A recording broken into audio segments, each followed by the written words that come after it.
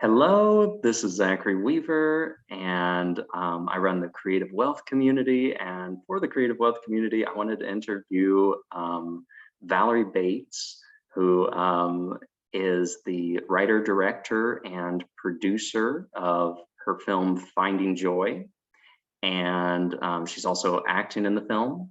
And I wanted to start off just the film is about Ronnie, who struggles with sleep paralysis. And Val, you told me that you could talk about the topic of sleep paralysis forever. So I definitely want to ask you to start with that. And as you're talking about that, feel free to tell us about the movie and everything there. But yes, share all about your interest and your passion. Okay, awesome. Well, first of all, thanks for having me. This is awesome to talk about the film and just all of the creativity that goes into it. I think a lot of people don't realize how layered something like this really is until you get into it. But it's really great. Like I've learned a lot about myself and a lot about just filmmaking in general, stuff. I'm just like going into this. I'm like, oh, I know how to do this, because I went to film school. Like I actually do have my BA in digital film and video. So I was like going in, I've done shorts and just things like that. And, thinking, oh, I got this. This will be great. And then it's just like, oh my gosh, there's a lot. It's a lot of blood, sweat, and tears already. And we're still in pre-production. So, but anyway, the whole story, has largely been inspired by my own struggles with sleep paralysis. I actually don't struggle with it anymore. I struggled for about a year and a half. It was actually probably closer to 2 years whenever I was making a really big transition in my life. And I think it could have been stress. It could have been something supernatural. It could have been both. It's kind of hard to say. But yes, the film, I do have a lot of, my own experiences written in there, as well as experiences of those who are close to me. One of the scariest moments in the film is actually a true moment that happened by my aunt, actually. So really interesting stuff there. But yes, sleep paralysis is just, there's so little known about it, and just wanted to explore more about it with the film and the possibilities, and also tying into lucid dreaming as well. Yeah. Okay. Thank you so much. I mean, I find that fascinating. Would you mind even talking? It's on your. I read it on your Seed and Spark page, but would you mind talking a little bit about your experience with sleep paralysis and how also how it sounds like you overcame that? Yes. So, I mean, it was just, it started slower and just escalated. It would happen. So I was going through, I had just gone through a really hard breakup, and it was, after like eight and a half years, just a really long time, and was venturing into a new phase of life, and dating a new person, somebody who I was really just like, this is it, ready to do this. And so I work remotely a lot. I'm in Kansas City a lot, but I work remotely from Joplin because I moved to Joplin for Lindsay. So he's there, and now we have a nice little house there, a little slice of heaven, and out in the country, which is awesome. But anyway, I actually think that the house could have been a factor as well. The house that we live in, might have some kind of spiritual energy. I don't think it's not negative by any means, but it's I think that there could be something there. Based on Lindsay's had a couple experiences and I have had some. But it all started when I was about to move there, and then escalated after I had moved in. So went from like, maybe like once a week to, 2 to 3, sometimes more times a week.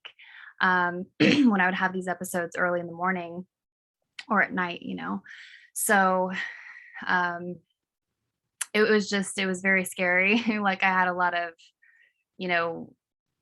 visual hallucinations, some auditory. The auditory was the worst because it was literally just like I mean, head splitting, really. Like I felt after I would come out of the episode, I would, just feel like my eardrums were just, were hurting basically. Like just, and it would end pretty soon. Like I would recover soon.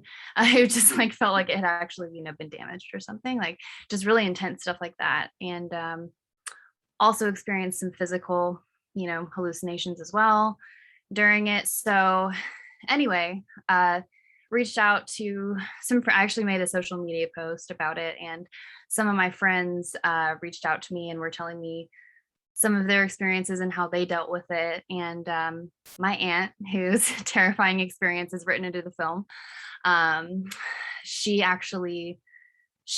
hung a crucifix above her bed, and after that, it didn't happen again. And I did the same thing. I found a rosary, and it was actually Lindsay's in his his dresser drawer, and I hung it and lit some sage and did a little cleansing. And after that, the episodes like pretty much stopped. I had like just a couple minor ones, but they were very few and far between. And I haven't had one for ever since then. So it's very interesting to think about it that way. I don't know if it was the act of me doing that helped ease my mind about it and helped kind of ward off the episodes, or if it was something else. I don't know. Well, I think that's incredible, and a really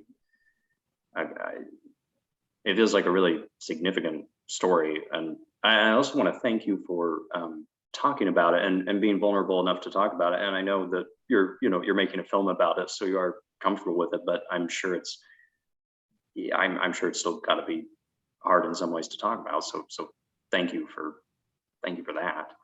Yeah, of course. Yeah. And it's, it's definitely something that I've come to terms with and I've dealt with, but I'm going to have to relive all of this through character work and dramatic imagination as Ronnie, as the lead. So it's kind of I'm kind of a little nervous, just hoping it doesn't trigger any episodes again, which it could, and I know that, but it's and it would be worth it if it did make it all the more real. But that's like my main concern. But other than that, I'm ready to tell the story, and I hope that it helps other people who might be struggling with it as well.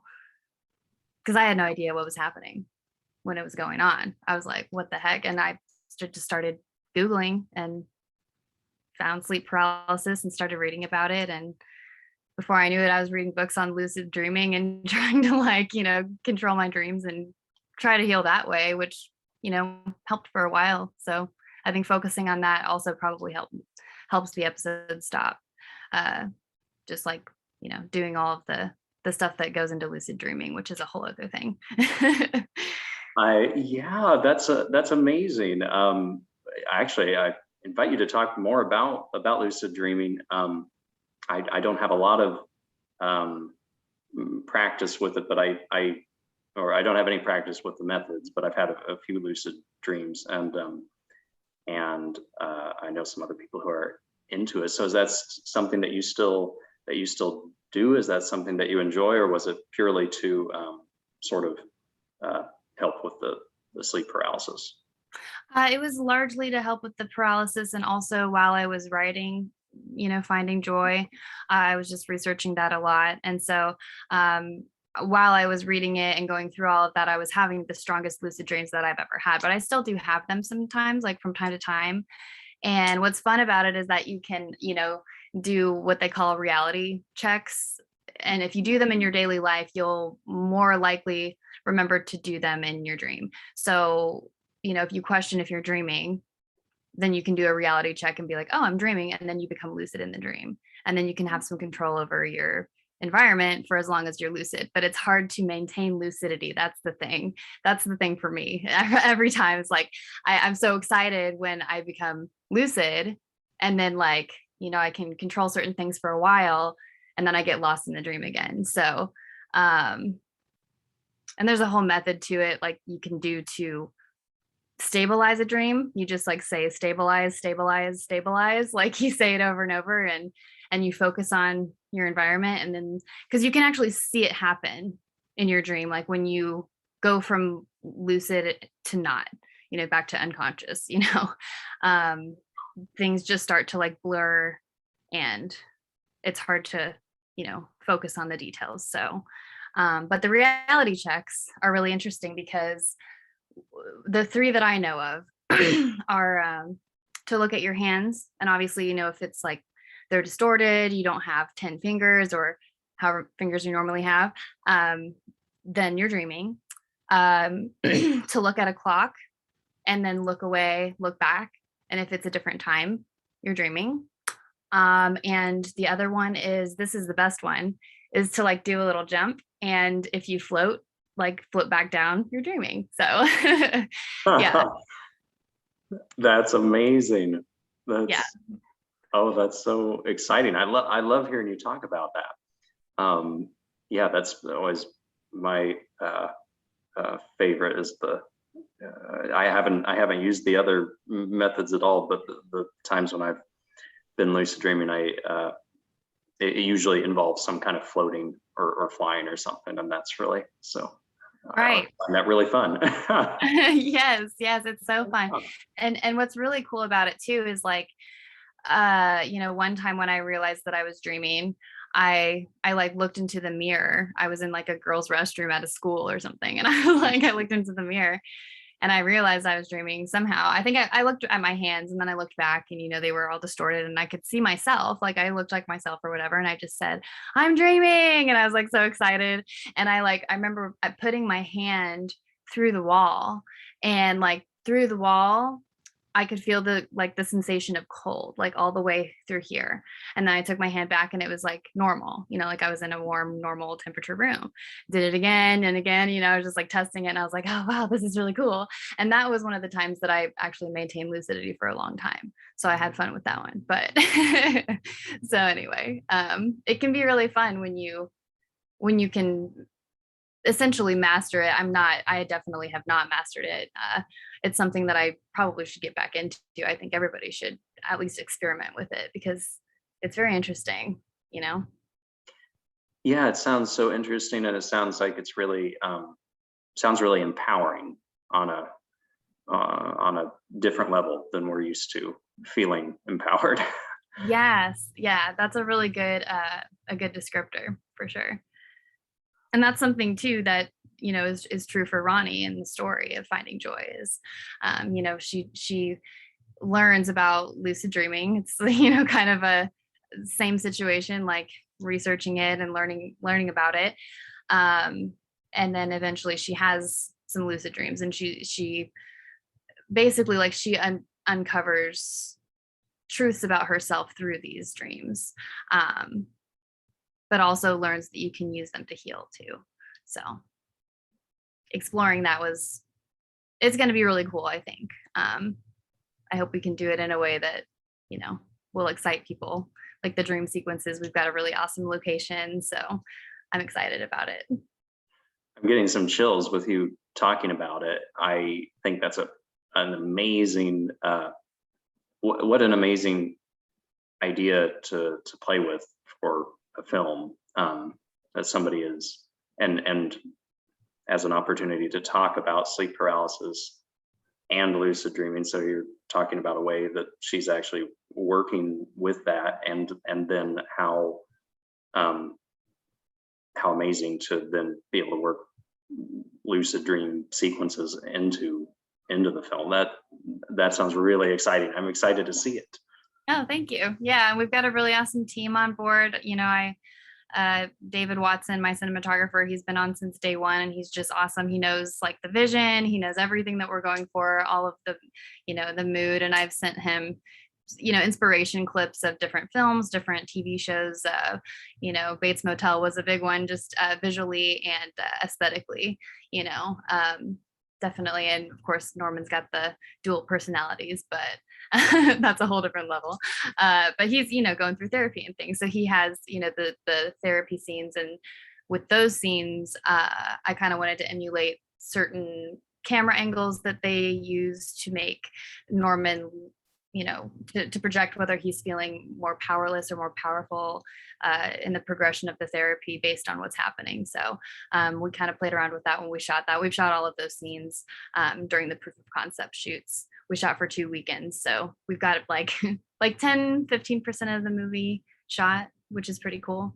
So yeah. That is exciting. I didn't realize when I was reading about it and reading about the proof of concept, I didn't realize that you had that much of the film shot. So that's exciting. Yes, we have some scenes that didn't make it into the proof of concept that are really awesome. So we only had 3 minutes to tell a story to shape the narrative, and with what we had shot, I had to keep it cohesive, keep it the main thing.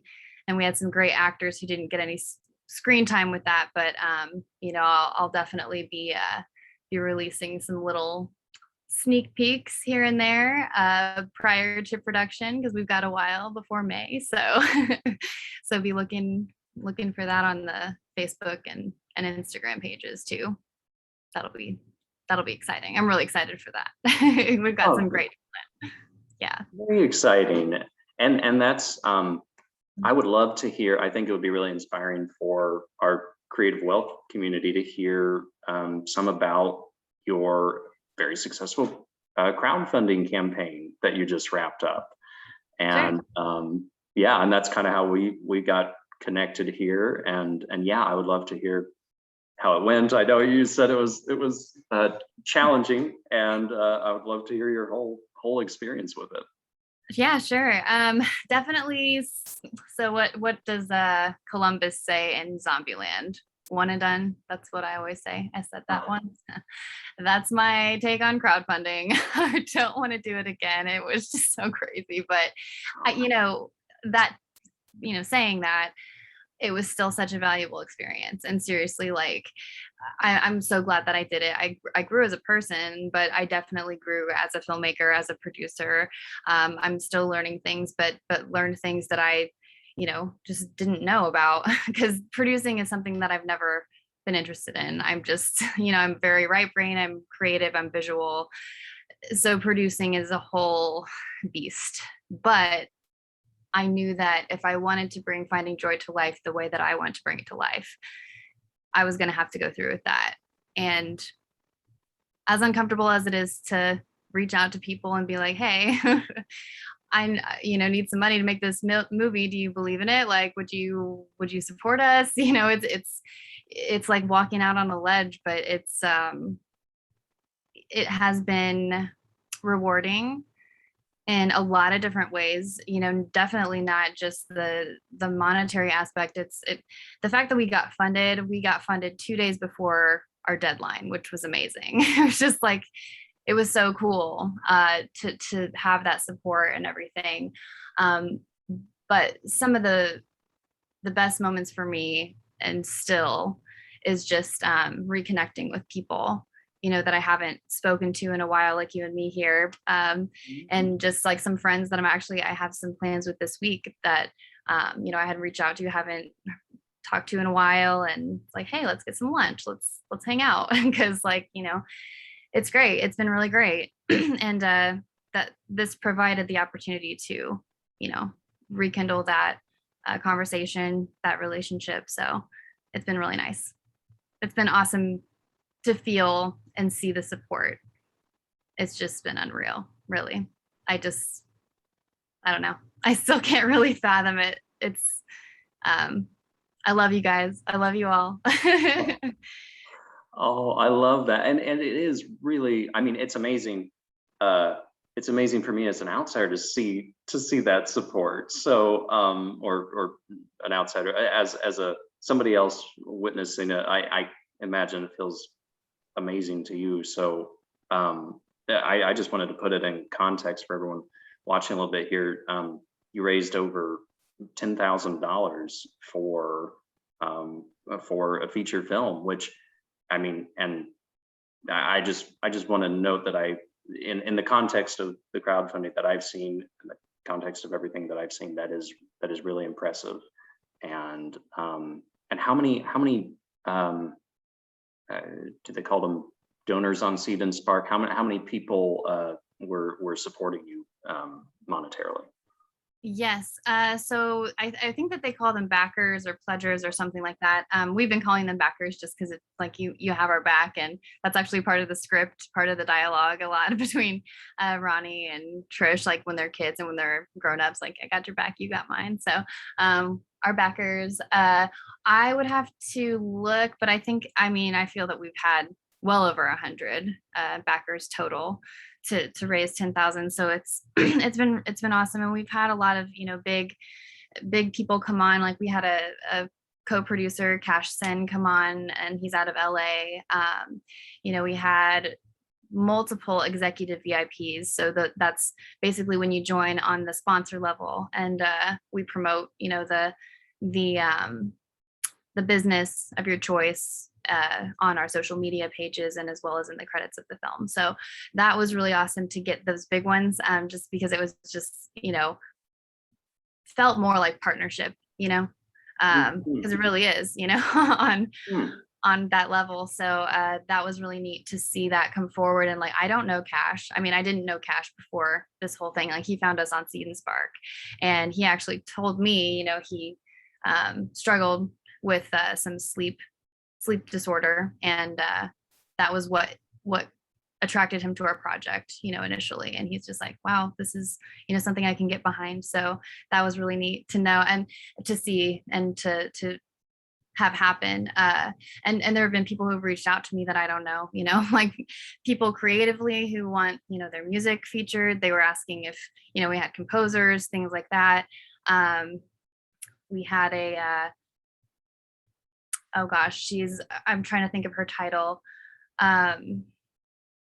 Quiet Revelations is her Instagram handle. She's a trauma-informed mentor. And so she reached out to me because she had seen our film. She was looking for, actors and filmmakers in Kansas City area.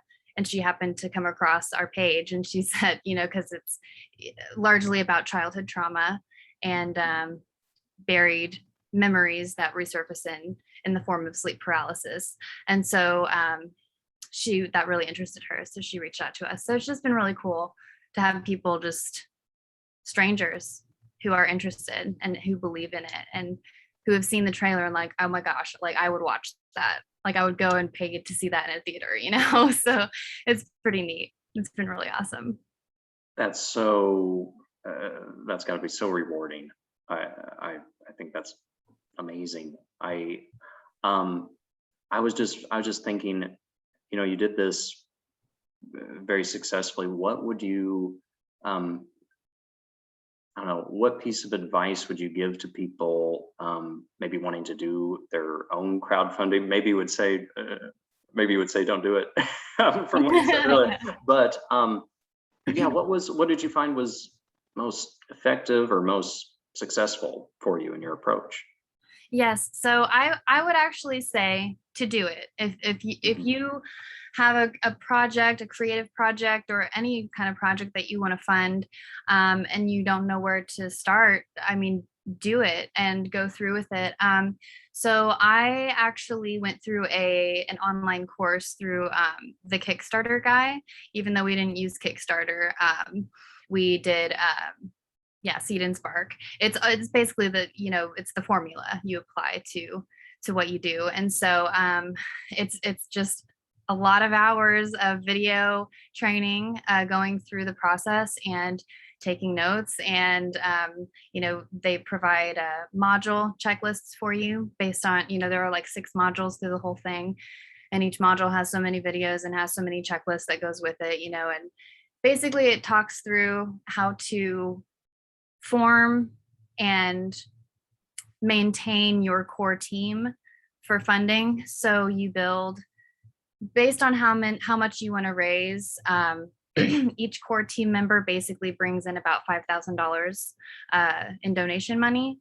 So for us, it was ideal to have a group of 4 core team members to bring in, or I'm sorry, that was originally because we originally were going to go for 20,000. So now then we cut it down to 10,000 because it just felt more attainable in the Midwest and everything. So anyway, so we ended up having 3 core team members. It was me, Cassie, and Tanner. And so between the 3 of us, we really kicked some butt. But then when we got Cash involved, he, approached me and basically said, I want to be like, he didn't just pick the perk, like, and, threw $1,000 at us. He is actually helping with marketing, and with, he just wants to be involved.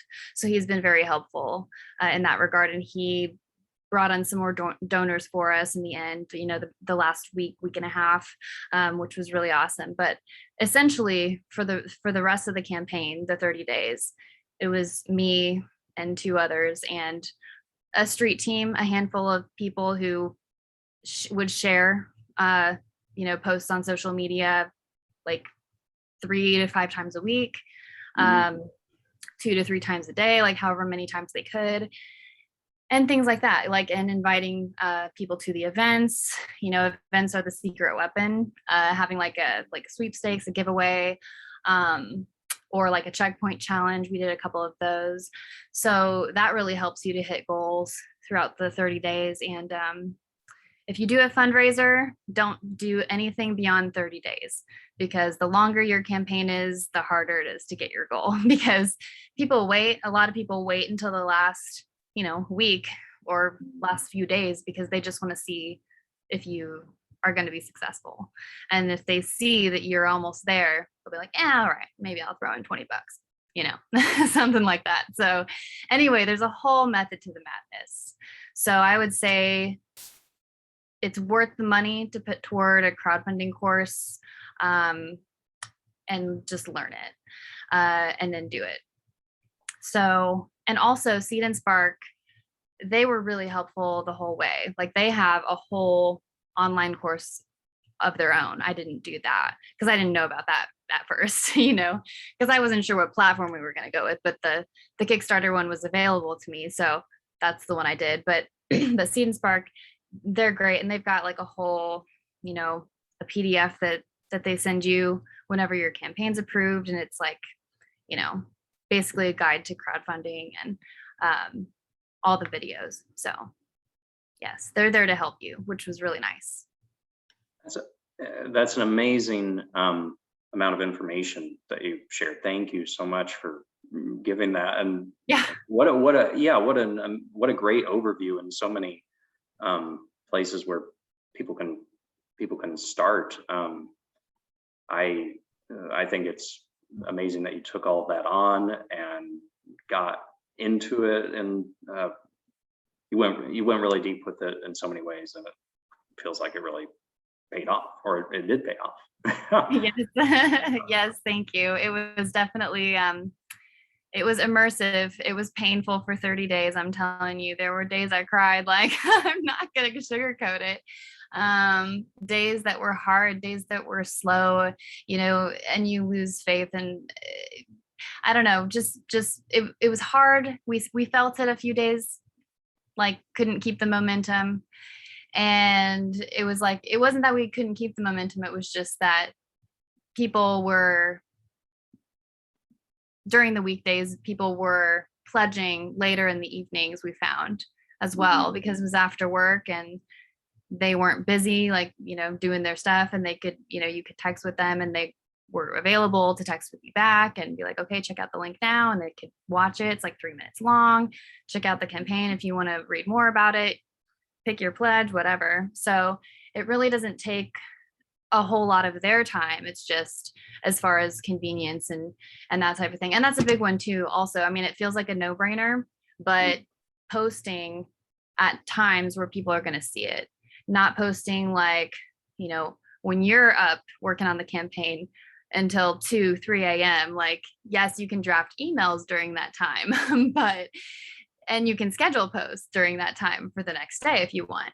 But yeah, just being mindful of when you're sending things and posting things, because yeah, like between 10 a.m. I'd say, or 9 a.m. and 9 p.m.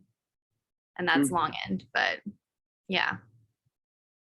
So Yes, yeah, okay, that's really helpful too. Yeah.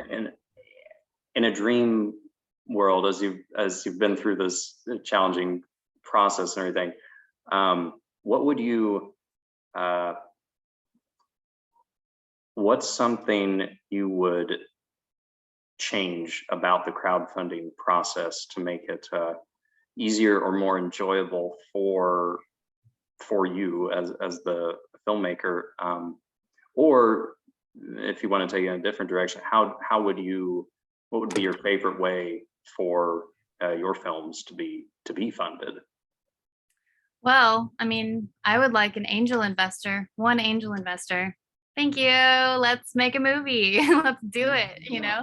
That actually happened with a film that I was a part of, that was amazing. That was a godsend, but that doesn't happen very often. That would be ideal, but anyway, aside from that, moving forward, being serious, in the future, I think I'm going to go the direction of investors, but one of my friends is very, very into that out in LA. He's a filmmaker, and he just has contacts. And so he's going to basically teach me the ropes on that, because I've never done that. I had dabbled in crowdfunding, when we were first doing the POC, and we did an Indiegogo that was unsuccessful, but I didn't know what I was doing when I launched that one. Wasn't promoting it very much. And then we did like the GoFundMe, and then we got the POC funding, so like that, I kind of like had the groundwork to, do the crowdfunding, and I felt like I actually knew what I was doing. So I feel that now, basically, like, he contacted me, we kind of rekindled our friendship through this, and he was like, hey, next time, gonna say I've done crowdfunding and it sucks and you should try the investor route. So that's what we'll do for the next project. So yeah, and I mean, I've talked a lot of dirt on crowdfunding. It's just hard. It really is blood, sweat, and tears. So it's just like getting into it. You just kind of have to know what you're getting into.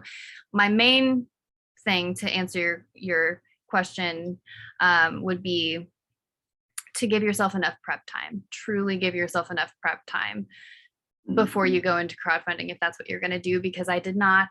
And that's what he said in the course. He warned me, and I was like, it'll be fine. Because I work part-time and I act part-time. So, I mean, I am busy, but it was like one of those things where I'm like, oh, I can take it on. It'll be fine. So I can do a little prep here, a little prep there.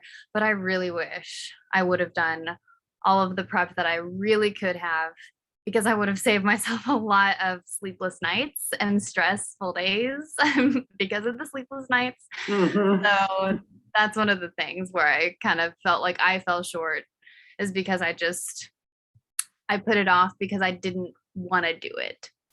And I really should have prepped more, but we still did it. We pulled it off. So, and it will pay off if you put the work in, but just be easier on yourself, give yourself some grace, and give yourself like 30 to 60 days of prep time, if not 90. Yeah. So. Okay. Yeah, that's good to know. I haven't ever done my own crowdfunding, but whenever I've seen other campaigns or kind of been associated with other campaigns, that's the sense that I get, is the more time before pre-production for the crowdfunding is essential and helpful.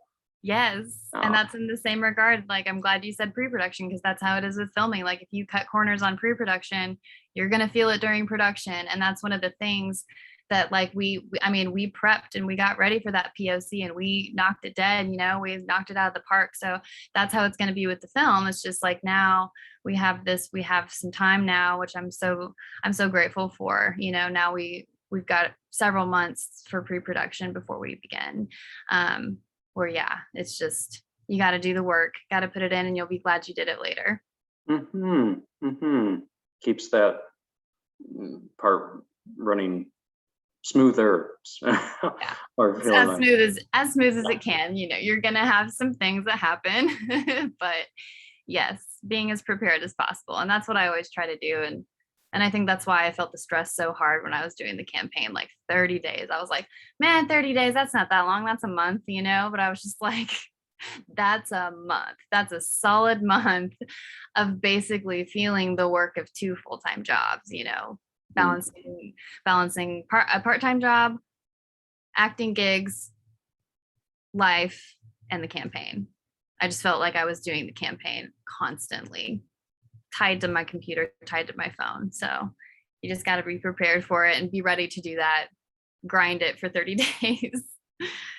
I'm sure, and the entire, or it feels like almost all of the work boils down to putting yourself out there and like putting and so wow, so it's, you know, which is a whole another level, or maybe you find that easier than some people, but as you were talking about earlier, it's yeah, it's can be hard to reach out, rewarding then as you connect with more people, but yeah, that's I feel like that's an extra layer of emotional stress on top of it. It definitely was. And you know, you hit it right on the head there with it. It's just, it's hard to put yourself out there. And I'm not a self promoter. I'm not like, I'm not, I don't know. I'll post on social media, do a story, like, I don't know, maybe 2 to 3 times a month. And that's being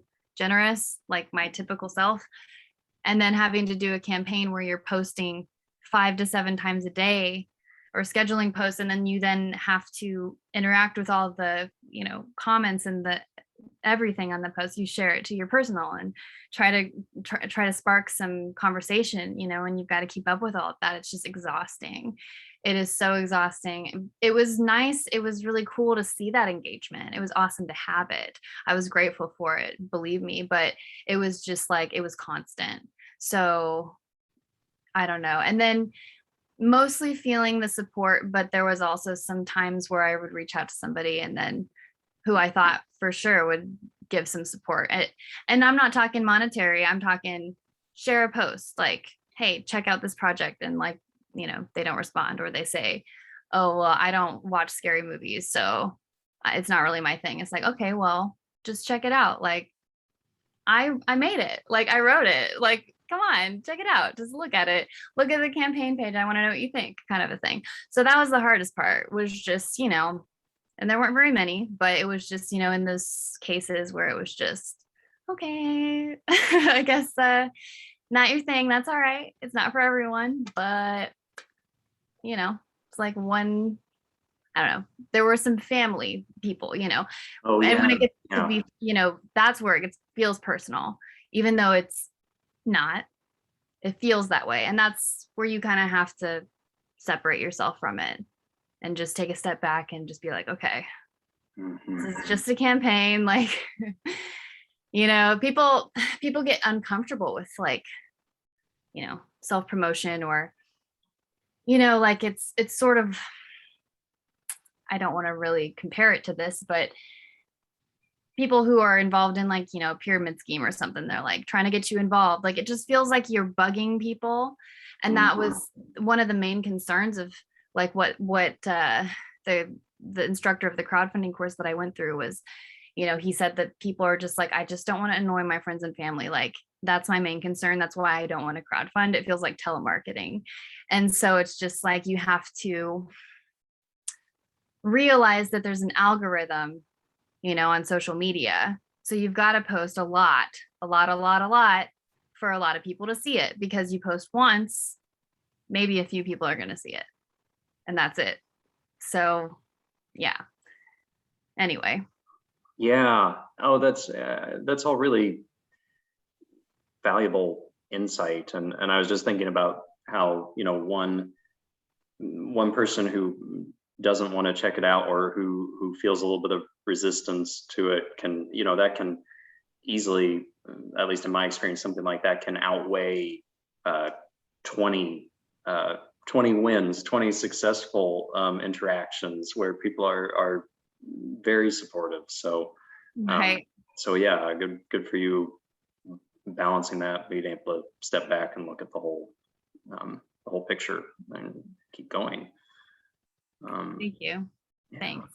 Yeah, it was hard. It was hard sometimes to just keep going, but we did.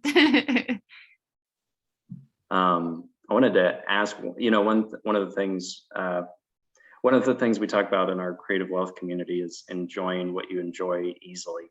And I kind of wanted to ask, what are your favorite parts? I think we talked about it a little bit before, but what are your favorite parts of your art? What are your favorite parts of filmmaking? So my absolute passion is acting. I love living moment to moment. I'm Meisner trained, and so that's what that's built on. And living in the dramatic imagination, doing the prep work, the character prep, character mapping, all of the work that goes into it, and living in that space before you even get to set, before you even get to rehearsal, before you even maybe talk to your scene partner or know who your scene partner is. So that for me is what I'm just so passionate about, bringing another character to life, but also bringing myself into that character, because I can only bring that character to life the way that I'm going to do it. You know what I mean? So stepping into that, and I don't know, just really working, and also working off your environment, working off of your situation, and how that's playing on you, how that's making you feel on top of what's happening in the scene. That can make some really powerful, really tiny moments, but like subtle but powerful. And working off your scene partner largely, and doing that. There's not always time for rehearsal, which I always wish that there was. But having that, making time for that, because it is important, whether it be virtual or not nowadays, right? But anyway, so that's like my favorite part is just the meat of it, the story, the emotions. My whole goal is I just want to make somebody feel something strongly. Like I'm all about the catharsis, aspect of it. I love this super deep dramatic work. That's just, I thrive on that, but it's like really emotionally draining, but it's so rewarding. And I won Best Actress at the Flix Festival for my role in Valentina, or as Valentina in Vincent's Vow, the Christian film, because I did the work. Like I put in that work, and it was so hard. Like I was so depressed for like a couple weeks because of what I had to prep for my character, because of what she'd been through and lived before the first scene even happens. And so that for me was just an incredible growth experience. And like getting the award was awesome. If I hadn't gotten the award, it would have been just as awesome, because I discovered so much about myself and grew so much as an artist. But it was nice to be recognized, for sure. Like it's like all of the work that I put in, all of the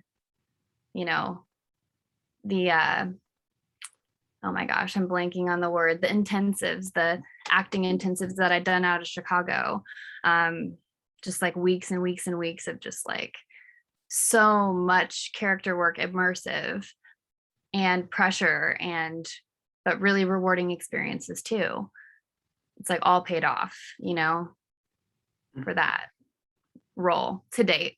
But I want to bring Ronnie to life like I brought Valentina to life. Like that's my next goal.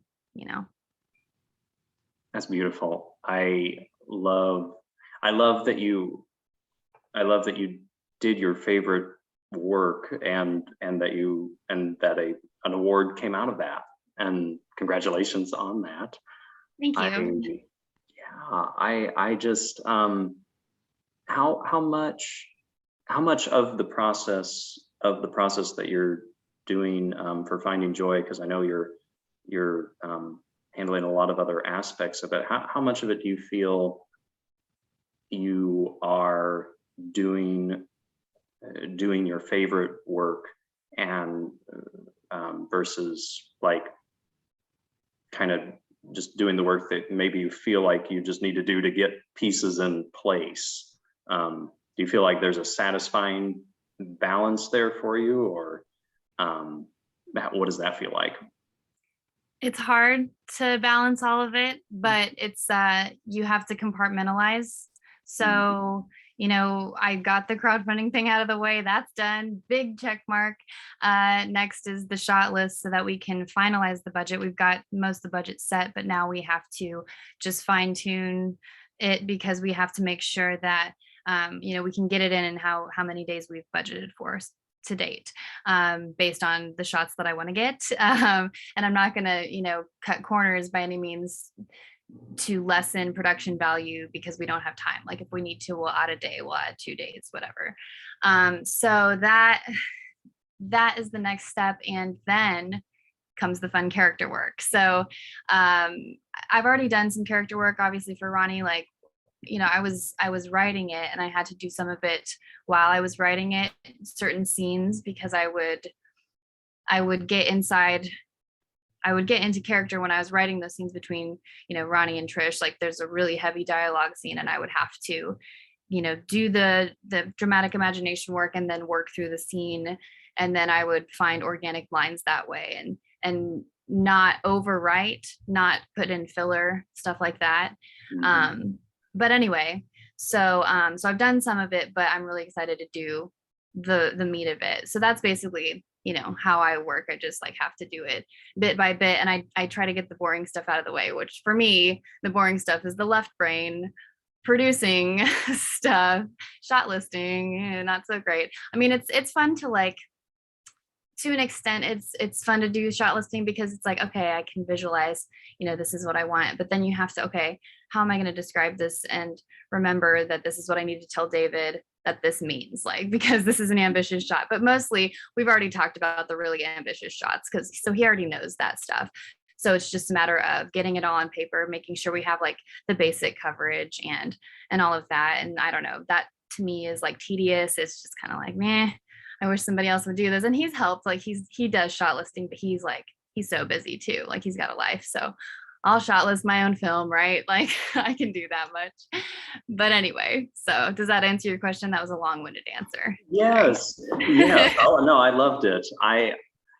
And do you feel like you would pursue what you're doing now with Finding Joy? Do you feel like this is the process that you would want to repeat in the future, or are you craving um, maybe being are you craving more of like your favorite, the acting work? Would you rather have the other stuff handled by other people, or are you enjoying this enough that you're like, I want to repeat the same process where you're wearing all the hats? Well, I do enjoy directing and being on camera. I've done it a lot. I feel like it is very challenging though. Like we're bringing on a guest director, and when he can't be there, then we'll have our assistant director to help direct me, on camera when I'm in a scene. But like Mhm. it's been really really nice to have the scenes where I am not on camera and I get to focus on directing, because I do love directing too. Like that's something that I love to be able to do. I love to be able to work with the actors, talk with them, get them ready for a scene, watch rehearsal, and that for me is just, that's really rewarding. And it's hard to direct myself, but I'm capable of it. But it's very helpful to have a separate pair of eyes, just to watch and see even just nitpicky things like, oh, it kind of looks weird when you flit your eyes that way. And I do that. Like sometimes I'll just like do weird things with my eyes and then I'll do a playback and I'm like, what am I doing? Like, okay, let's do another take because I don't know what was happening right there. But it's like I was feeling whatever I was feeling in the moment, but it just, technically it wasn't working. So like small things like that, like little details, that's the kind of stuff that like just irks me so much in the editing bay, because I'm editing the film too because I love editing. But Okay. that's something I guess we didn't talk about. Yeah, you're editing, but that's very exciting. Sorry, So continue. no, yeah. So it's just it's it would be nice to have a project where I'm just directing, and I think that I'll definitely do something like that. But for this specific project, because of the story I'm telling, because it is so close to home, and I felt that I needed to be the one to bring Ronnie to life. And it's also healing for me too. Like I was telling you, I have dealt with the paralysis and moved on from it, but I also feel that this will kind of close that chapter officially, I guess, and it'll give me more peace of mind and more peace. Just hoping that I help somebody else.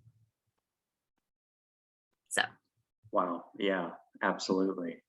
I felt that as you were talking about just that, even as you're concerned that it might re-trigger some things, it is ultimately kind of a healing process, or a process that's bringing closure. I think that's beautiful to do that, and also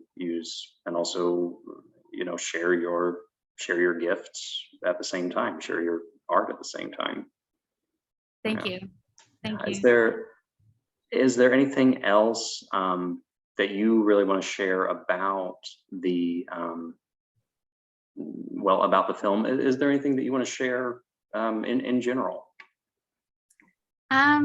I guess in general, I've kind of shared most of anything I'd want to share about sleep paralysis, but that is just, and this is something that I didn't do, but if it's something that, or if you have a sleep issue, like, I really do encourage you to get professional help like Ronnie does, because that was something that I wrote into the story, because that's something that I didn't do that I probably should have done. And even though I was able to move on from it because of the ways that I coped with it, I guess, in the long run, I still feel that I could like go and get, some counseling, or even just talk to a therapist about the, experiences, because they were super unnerving.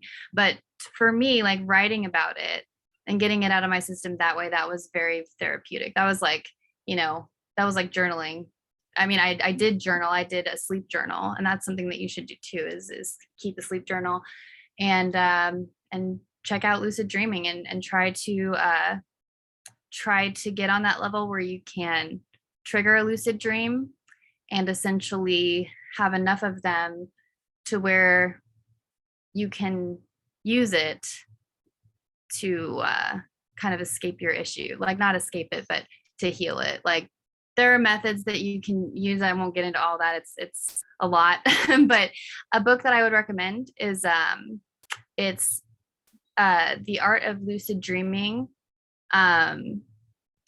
Something about aeronautics. It's I'll have to get you the title. Maybe you can, put it in the caption or something. But Yeah.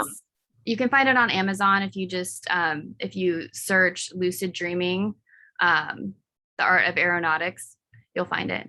And it's really great. And that really, like, it really is a guide. It's a guide to doing that. And I don't know, it was very healing for me. And I think it probably distracted me too. So that may have been like, part of why that worked for me. But I don't know, it can never hurt, to control your dreams and be creative in your dreams.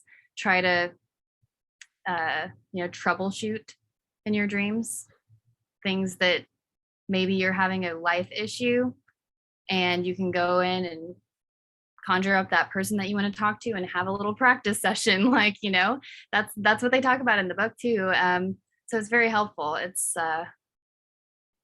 But I think that seeing a sleep professional would have helped me too.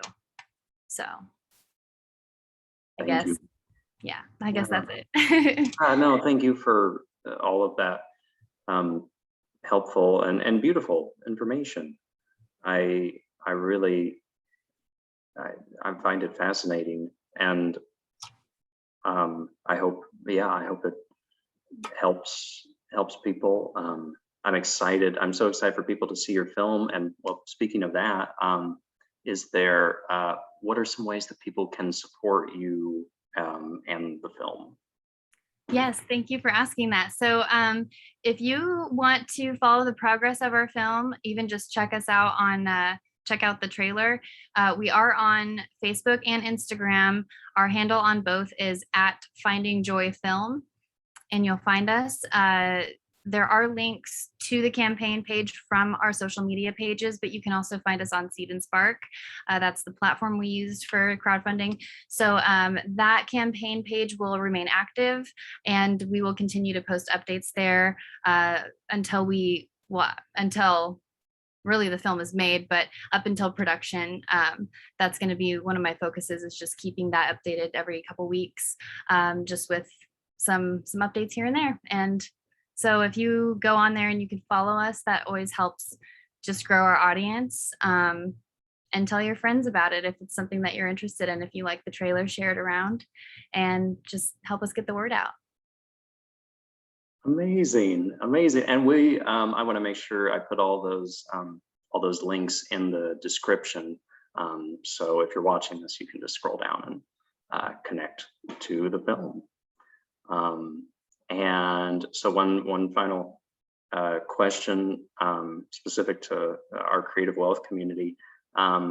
If you, we talk a lot about a happy level of income, which is something that, feels reasonable to you, that would also, allow you to feel like you can share your gifts and do what you enjoy in a satisfying way. So, and if, so just for fun, if you had a happy level of income that would allow you to do your art, what would it be? Oh, like a number or like a what? Yeah, Yeah, sorry. a number if you've got one, but also Okay. I would say even if you imagine where that income is coming from. Okay. Yeah. I got you. I got what you're saying. I Mhm. mean, I would love to be able to be the breadwinner and be making films and bringing home the bacon that way. Right now, and I love that Lindsay is. I mean, he's so supportive, but he is definitely the provider. And you can't see her right here, but I've got a little spoiled puppy right here. So she's not free. She's not cheap. Anyway, I would love to. He loves to provide, and I love that about him, but I would like to be able to help a lot more. And I think that doing that in an artistic way would be that'd be a dream. It just would. I mean, that's why I'm doing this, is because I want to do it on a more professional level, and I've been working at it for a while. It's like it takes a long time to get to where you want to be. It always feels like it takes longer and longer than you want it to, but I definitely would love to be able to act, most primarily, first and foremost, and direct, write, anything in the creative capacity, and earn a living that way. That's beautiful. Oh, Really exciting. I mean, that'd be a dream, right? It'd be awesome. Have a mansion, No. Yeah. I find that is, that's a dream I think we all have, is to be, doing what we love, and also feel totally supported financially in that. So thank you for answering that question. And I feel really great talking with you. It's been a joy talking to you about finding joy. Well, it's been a joy talking with you too. So good catching up. Thank you again for having me. And I don't know, I hope that our message for the film reaches people and speaks to them, because that's the whole reason. That's the whole story, comes from the heart, but the way that we are bringing it to life and will continue to bring it to life, I hope that it really, I hope that it gets you in your feels. We'll leave it that way. We'll leave with the Drake quote, get in your feels. Beautiful, beautiful. Yes, your favorite thing. Right. So thank you so much, Val. I can't wait to see the film, and we will talk later. All right. Sounds great. Thank you so much, Zach. Thanks everybody for watching. Yes, thank you for watching. Bye. Bye.